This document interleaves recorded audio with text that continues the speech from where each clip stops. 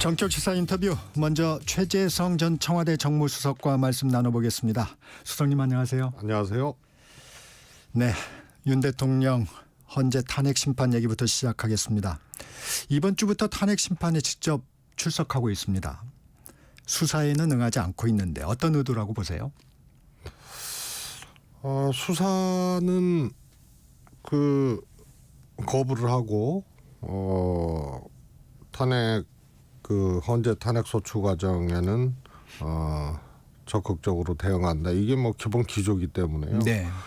수사 거부는 계속될 수밖에 없고요. 네.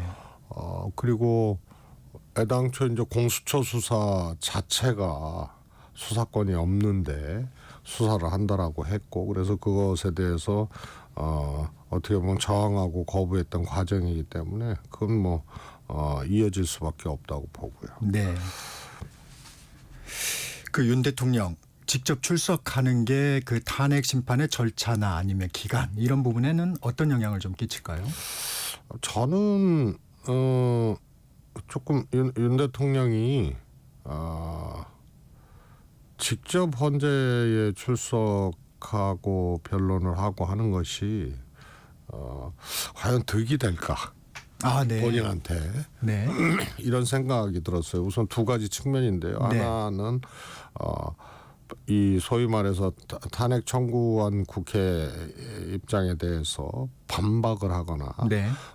제압을 하거나 이럴 수 있는 논리나 근거들이 뭐 전혀 없거든요. 그런 측면이 하나 있고, 그러니까 실제로 윤 대통령이 헌재에서 얘기하고 이런 내용들이 설득력이 전혀 없고요. 또 온 국민이 다 지켜봤던 과정 아니에요, 개헌이라는 네. 과정이. 그래서 전 그게 제압도 못하고 설득력 있게 방어도 못하는 그런 것을 왜 했을까? 이런 측면이 하나 있고요. 또 하나는 이제 일종의 이미지. 네네. 또 지금 윤 대통령이 계엄 실패 이후로 아주 일관된 것이 저는 형식으로는 장애투쟁 같은 형식이고, 네.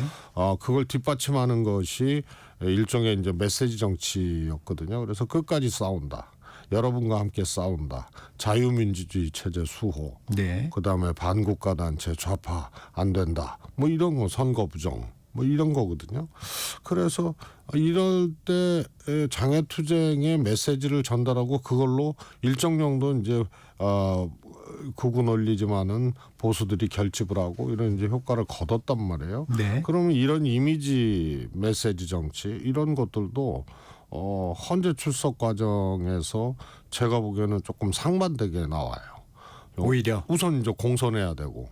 네. 헌재에서 대응 과정들이. 근데 거기다가 논리나 또 제압할 수 있는 어떤 근거들이 없는 이런 거니까 일종의 이 장애투쟁의 이제 중심축 또 메신저 이런 게 된 분 아니에요. 그런데 그런 어떤 이미지에도 제가 보기에는 별로 안 좋은. 오히려. 그럼 이 두 가지가 네. 다 안 되는데 네. 왜 하지? 왜 직접 출석해서 저렇게 하지? 득이 뭐지? 오히려 이런 문제 의식을 갖게 되죠. 그래서 지금 내란 혐의 국정조사도 지금 국회에서 이루어지고 있고요. 앞서도 잠깐 언급하셨지만 국회의원 끌어내라 지시 없었다. 비상입법기구 쪽지 준 적 없다. 이 검찰이 관련자들에 대한 그 공소장에서 밝힌 공소 내용을 전면 부정하고 있어요. 그런 부분은 좀 어떻게 보십니까? 증인들이 바로 나올 텐데 그러면 심판 과정에서 바로 그런 공방을 국민들이 볼 경우에 지금도 이제 약간 효과에 대해서 말씀을 주셨는데 좀 어떻게 보셨습니까? 그런 부분. 뭐 다들 잘 아시겠지만 박근혜 대통령 탄핵의 경우하고 이번에 윤 대통령 탄핵의 경우하고는 완전히 내용과 질이 다른 거거든요. 네. 그러면 윤 대통령은 계엄으로부터 비롯된 거예요. 그러면 윤 대통령의 계엄 선포가 반헌법적이고 불법적이다 이거고, 거기에 포인트가 군과 무력을 이제 동원을 했는데 그게 뭐 선관위도 있고 국회도 있고 특히 국회를 봉쇄 침탈 또 하고자 했던 것은 그냥 뭐 다른 진술을 떠나서 국민들이 다 실시간으로 봤던 거기 때문에 그거보다 더 큰 명확한 어떤 증거가 없어요. 그런데다가 또 계엄에 가담했던 계엄사령관이라든가 수방사령관이라든가 특전사령관이라든가 이 진술 이런 것들이 이제 뒷받침을 하고 있는데 이걸 네. 윤 대통령은 모르쇠 내지는 아니다. 이 두 가지로만 응대를 하고 있거든요. 그러고 그래서 있습니다. 어떻게 보면은 그냥 뭐라 그럴까요? 어떤 고도의 우뚝 솟은 이 관역 이 표대 같은 그런 존재예요. 그리고 다른 것들은 다 배치되거나 뒷받침이 안 되는 그런 정황과 이제 증언 진술들이 있는 거죠. 그래서 이거는 되지 않는 어떤 논박이라고 봅니다. 오늘 관심 가는 부분이 있어요. 오늘이 이제 4차 변론기일인데 윤 대통령이 출석하고 핵심 인물인 김용현 전 장관도 증인으로 나옵니다. 이 뭐 포고령 작성 과정이나 비상입법기구 쪽지 등에서 약간 엇갈린 주장이 나왔는데 마주보는 상황에서도 이 두 분이 엇갈린 주장을 할 수 있을까요? 어떻습니까? 어떻게 뭐 보십니까? 쪽지와 관련된 거 비상입법기구 쪽지와 관련된 거는 윤 대통령이 소위 구속영장 이제 심사 과정에서 가물가물이라는 말로 내가 썼는지 국방부 장관이 썼는지 모르겠다. 가물가물하다. 이런 가물가물로 대응을 했는데 그 후에 김용현 전 국방부 장관이 수습을 하는 그런 모양새가 됐어요. 네. 그래서 내가 썼다. 네, 일단 쓰기는 내가 썼다. 그리고 비상입법기구가 아니다. 전액 삭감된 국회 예산 뭐 그런 어떤 것에 대해서 보조하고 뭐 이러는 용도다. 그래서 입법기관 정상화 용도처럼 그렇게 이제 얘기를 했기 때문에 선 가물가물 후 수습 그렇기 때문에 그 내용적으로는 입을 맞춘 모양새가 되죠. 오늘도 예를 들면 서로 엇갈린 주장보다는 서로 이렇게 보완하는 주장이 나올 거라고 보시는 모양이군요. 저는 그렇다고 보는데요. 네.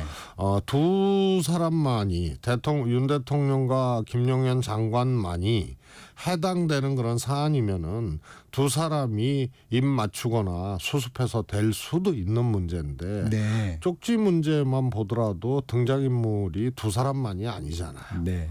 그래서 대통령한테 직접 받았다. 뭐 이런 이제 국무위원도 있고 또 쪽지 존재에 대해서 뭐 최상목 대행이 제일 먼저 얘기를 꺼냈고 제출을 했었고 윤 대통령 멘트도 있었고 그래서 작성을 누가 했느냐에 대한 것은 이제 둘이 말을 맞출 수 있겠지만은 그 내용에 대해서 전달을 하고 했던 것은 또 국무위원들이 있는 거거든요. 그래서 이거는 제가 보기엔 아까 얘기한 이제 온 국민이 증인이다라는 거하고 조금 비슷한 거예요. 둘이 아무리 아니다라고 얘기를 해도 뭐 국무위원들이 있고 전달된 과정이 있기 때문에 그걸로 이 두 사람의 일종의 이제 사후 입맞춤 이런 것들이 통용되기는 어려운 것 같습니다. 윤 대통령 측은 부정선거 의혹을 계속 제기하고 있습니다. 좀 영향을 끼칠 수 있을까요? 저는 뭐 전혀 영향이 없다고 보고요. 네. 뭐 아시겠지만 헌재 같은 경우에는 그야말로 여러 번의 이제 일종의 압수수색이죠. 네. 이런 것도 받았고 또 자체 보고서 방첩사나 이런데 이 부정선거는 소모적인 논쟁이고 불가능한 거다. 현대 한국의 시스템에서는 이런 이제 보고서도 방첩사에서 다 윤석열 정부 내에서 주로 이루어진 거죠. 선관위도 90% 이상 윤석열 정부에서 조사하고 수색하고 했던 거고요. 그래서 이것이 이제 좀 쟁점이 될 수는 없다고 보고요. 또 헌재에서 뭐 굳이 부정선거 문제를 저는 뭐 판단할 이유는 없다고 봐요. 근데 쟁점에도 포함되지 않았는데 자꾸 이 부분을 제기하는 건 왜 그런 겁니까?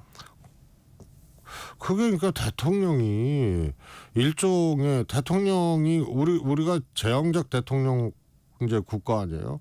최고의 권력이에요. 그것도 세계적으로 의미 있는 대통령제를 채택하고 있는 의미 있는 국가 중에 가장 제왕적이거든요. 그만큼 막강하다는 거예요.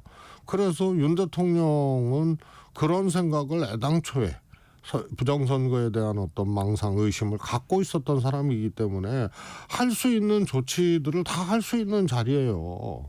대통령이라는 자리가. 근데 그리고 또 그런 시도를 해놓고 이 계속 이런 망상에 빠지고 잘못된 주장하는 것 자체가 저는 문제가 있다고 보고요. 이거는 어떻게 할 수가 없어요. 그러니까 뭐라 그럴까요? 일종의 뭐라 그럴까요? 그 이단에서 종말론 비슷한 거거든요. 부정선거의 근거는 없고 네. 이렇게 되면은 부정선거가 있을 수 있다. 그러나 현실로 목도하지 않은 거예요. 그것을 믿는 일종의 그런 이제 이단이나 종말론에 이제 빠진 그런 대통령과 똑같은 거죠. 공수처 조사에 대해서도 좀 여쭙겠습니다. 일단 원인은 윤 대통령이 조사에 응하지 않은 게 원인이지만 일단은 강제 구인도 안 되고 구치소 현장 조사도 실패하고 용산에 대한 압수수색도 경호처에 막히고 이 공수처 수사 총평해 보시면 좀 어떻습니까? 뭐 이번에도 뭐 공수래 공수처가 됐는데요. 네. 우선 저는 뭐 공수처가 특히 뭐 대통령이 헌재 출석 후에 이제 병원에 간 그런 것을 공수처는 몰랐다. 그래서 구치소에서 대기하고 있었다. 네. 이런데 그게 또 사실이 아닌 것처럼 또 보도가 됐어요. 알고 있었다. 법무부도 반박하고. 그래서 공수처가 실제로 지금 이제 시간에 쫓기고 있는 거거든요. 네네. 어떻게든 윤 대통령 조사를 해야 된다는 그런 강박관념이 있는데 네. 제가 보기엔 그게 이제 현실화되기 좀 어려운 거예요. 윤 대통령은 거부하거나 피해가거나 이런 네. 거고 그래서 달리 어떤 수단이 안 보여요. 공수처에서 윤 대통령을 조사할 수 있는 강제로 구인하거나 강제로 조사할 수 있는 것도 안 보이기 때문에 공수처도 더 어떻게 할 수 없는 상황. 그러면 결국은 검찰로 좀 빨리 넘기는 네. 그런 방법밖에 없지 않나 싶습니다. 수석님 청와대에 계셨으니까 이 부분도 좀 여쭤보고 싶습니다. 어제 김성훈 경호차장이 비화포는 특성상 일정 기간이 지나면 자동 삭제된다. 그리고 이제 김 여사에 대한 비화폰 지급은 확인해 줄 수 없다. 이렇게 얘기했는데 원래 영부인한테는 비화폰이 지급이 안 되는 건지 또 비화폰이란 특성이 이런 건지 혹시 여기에 대해서도 좀 알고 계신 내용이 있으십니까? 제가 알기로는 사모님한테는 비화폰이 안 간 걸로 알고 있고요. 네. 예, 뭐 정확하지는 않습니다만. 그래서 비화폰이 사실 이 윤석열 정권에서는 거의 뭐 아무한테나 다 줬거든요. 그러니까 자신의 예를 들어서 뭐 필요한 거는 뭐 계엄 모의라든가 계엄 진행 과정 뭐 이런 데서도 비화폰이 이제 등장을 하고 그러니까 비화폰 지급 범위가 상당히 이제 넓어진 거고요. 그래서 이제 제한적으로 이거는 쓸 수 있는 거기 때문에 사모님한테 줬는지 여부에 대해서는 저는 뭐 잘 모르겠습니다만 제한적으로 어차피 이거는 주는 건데요. 네. 그래서 너무 이번에는 필요에 의해서 광범위하게 넓어진 것이 좀 특징이죠. 알겠습니다. 최근에 여론 흐름 관련해서 좀 여쭙겠습니다. 이 여당 지지율 오름세에 대해서 관심이 끄는 대목들이 좀 있는데 정권 연장론이 정권 교체론보다 앞서는 조사들도 나왔어요. 이건 어떻게 봐야 될까요? 애당초 이 자리에서 한번 말씀을 드렸지만 이 윤석열 대통령 계엄 탄핵 이 진행 과정에서 두 가지 이제 장면들이 딱 지배를 하게 되거든요. 하나는 이제 조기 대선이다. 그러니까 지난번 박근혜 대통령 탄핵의 일종의 경험이고 학습이죠. 아, 탄핵이 인용이 되면 바로 60일 안에 선거네, 대선이네, 대통령 뽑네. 그래서 지금 대통령 선거 과정은 아니지만 그런 것들이 관통하고 있는 이제 국면이에요. 이게 이제 한 축이 있고요. 또 민주당과 이재명 대표는 이전까지 계엄 이전까지는 수세적인 거였잖아요. 네. 그전에 뭐 이재명 대표 체포동의안 그 전국도 그렇고 뭐 소위 사법 리스크도 그렇고 아무튼 야당이기 때문에 수세적인 어떤 공세를 하더라도 하여튼 근본적으로는 대통령 권력 이 권력하고 맞서고 싸우면서 좀 수세적인 거기다 사법 리스크까지 있었죠. 이 두 가지였는데요. 계엄 이후로 야당은 공세적인 입장으로 그렇죠. 바뀌고 대통령과 여당이 이제 수세적인 입장으로 바뀌었는데 이 관리를 이제 민주당이 잘 했어야죠. 그러나 이 공세적인 국면이 왔을 때 잘했어야 되는데 이재명 대표와 또 민주당의 실책 이런 것들이 눈에 이제 보이는 더 잘 보이는 거거든요. 그래서 조기 대선이다.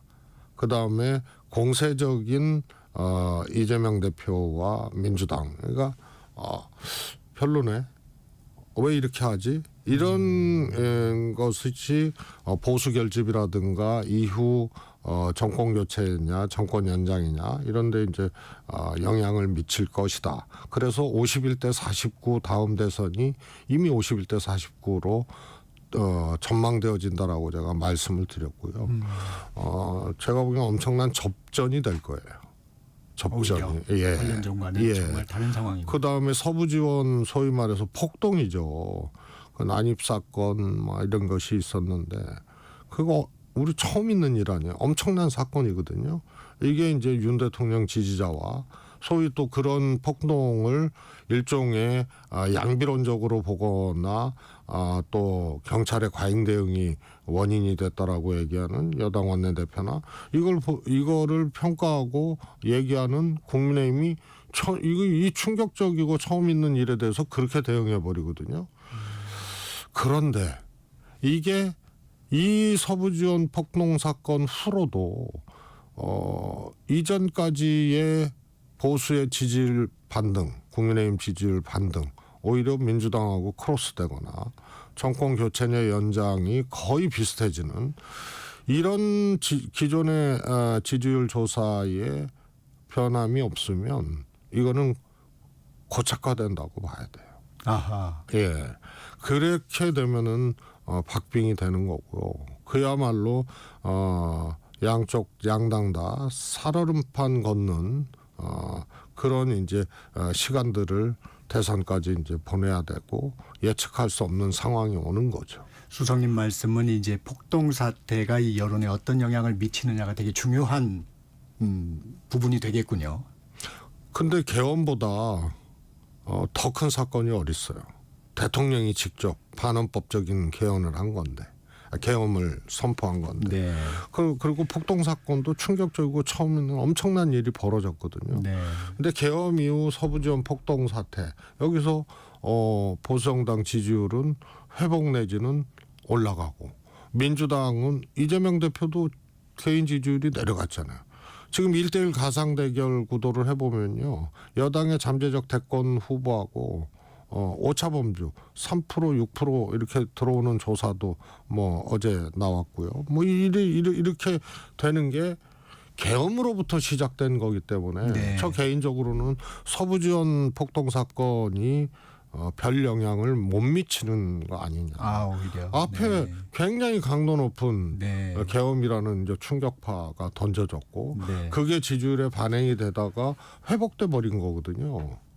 그러고 서부지원이 터졌는데 앞에 충격이 워낙 컸던 건데도 이게 지지율이 크로스 내지는 비슷하게 나오는 이런 상황이 왔기 때문에 저는 이제 변화가 없을 것이다. 네. 이렇게 보고 있죠. 네.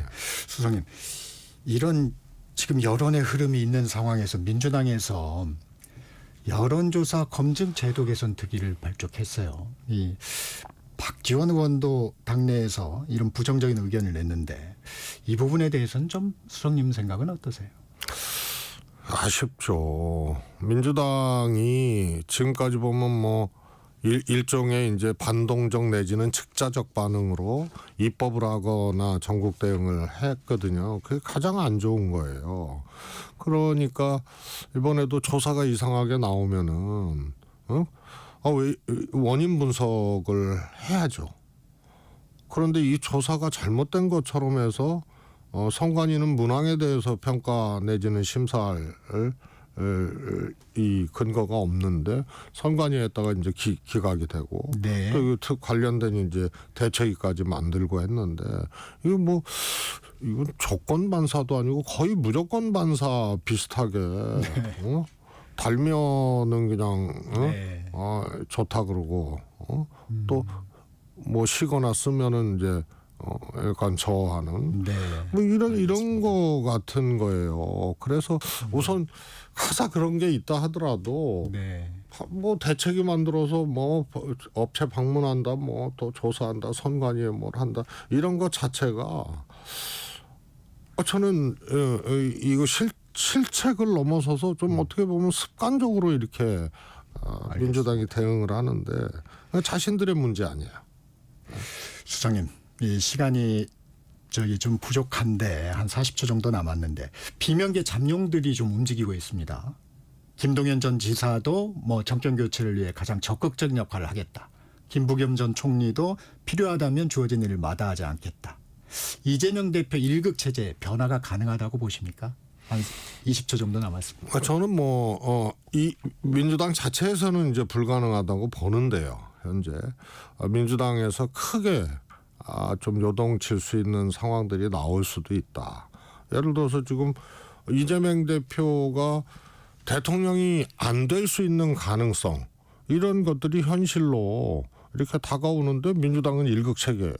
그러면 정권을 교체를 못한다는 얘기 아니에요? 그런데 가만히 있겠습니까? 그래서 제3의 움직임들이 나타날 가능성이 있고 민주당이 요동칠 수 있다 이렇게 봅니다. 네, 오늘 여기까지 듣겠습니다. 지금까지 최재성 전 청와대 정무수석과 말씀 나눴습니다. 고맙습니다. 감사합니다. 네.